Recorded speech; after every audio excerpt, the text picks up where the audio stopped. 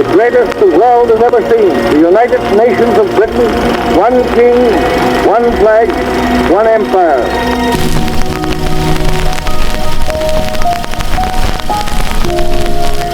No government can expect to retain its full measure of popular support during a depression of such extraordinary severity as that through which we have passed. But the issue in the present election has been seriously confused with a number of independents. When one looks back on the time of their arrival, remembers how things have been very, very difficult during the period that they've been here, one realizes how much they have done. We range ourselves without fear beside Britain. Where she goes, we go. Where she stands, we stand. I was told many stories how the people arose out of the debris very often, knowing that their near and dear ones were lying lost to them forever beneath that hate heap of steel and masonry and brick. We will do everything in our power to promote the welfare, security and happiness of all the people. It will be our constant aim to strengthen the bonds of empire in the affairs of the world.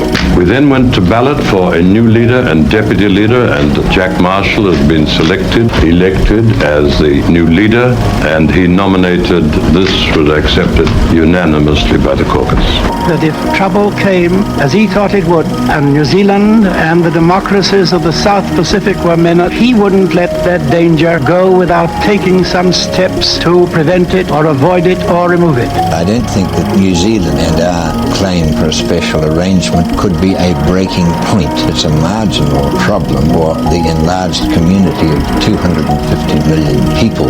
We in New Zealand are very pleased that on this, our first New Zealand Day, we should have the privilege of having with us Her Majesty Queen Elizabeth II.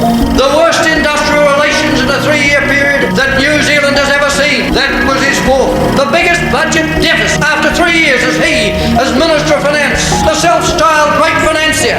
We've been doing our best to make the public feel that it's not going to be too bad, but I'm sure there'll be public apprehension up until the time of the changeover.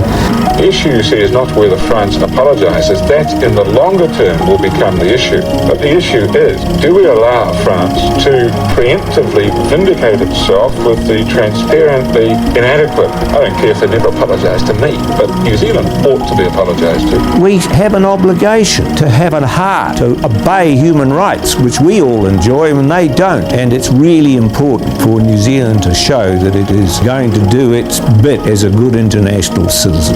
I think cultural diplomacy is about letting people understand and respect each other. It has an important role. Essentially, if you can get some kids who can talk to each other, and people who can talk to each other, they'll find they've got a lot more in common than they think. We know that we're on the right track. We know that we've got the economy up and growing. There's a new sense of optimism. There's a new sense of confidence. New Zealanders know that we're working together, we're achieving together, and we can make this a wonderful country and make the progress you all want over the next 3 years. I think that women's experience in all of the things that we do, how we relate to our colleagues, how you relate as a family person, are part of how your management style evolves as well. And certainly that, I think, has stood me in good stead, both in the coalition and latterly in a minority government. We wouldn't want to be the first to conclude a poor agreement. We would like to be the first to conclude a good agreement. And the extent to which it's a good agreement will be judged by the extent to which it's comprehensive for New Zealand. New Zealanders have woken to a tragedy unfolding in the great city of Christchurch. We are witnessing the havoc caused by a violent and ruthless act of nature. Many people have lost their lives. Families have lost their cherished loved ones. Mates have lost their mates. These deaths are the greatest loss. We need to be much more active, much more focused on those who have huge challenges. The government has enormous capacity to do a better job, and I want to make sure that happens. New Zealand First are there to assist us, consistent with their rhetoric, then happy to have their support. The world has been stuck in a vicious cycle of extremism breeding extremism, and it must end. We each hold the power in our words and in our actions and our daily acts of kindness to be the nation we believe ourselves to be. A future made made in New Zealand. In 2026, we can choose that future. A New Zealand where everyone has what they need to build a good life here. Not for some of us, for all of us. We have values worth defending and a future worth building, but none of that is guaranteed. It must be chosen and it must be worked for. And yes, the world is at an inflection point, and the question is not whether New Zealand is affected, it is. The question is whether New Zealand is ready.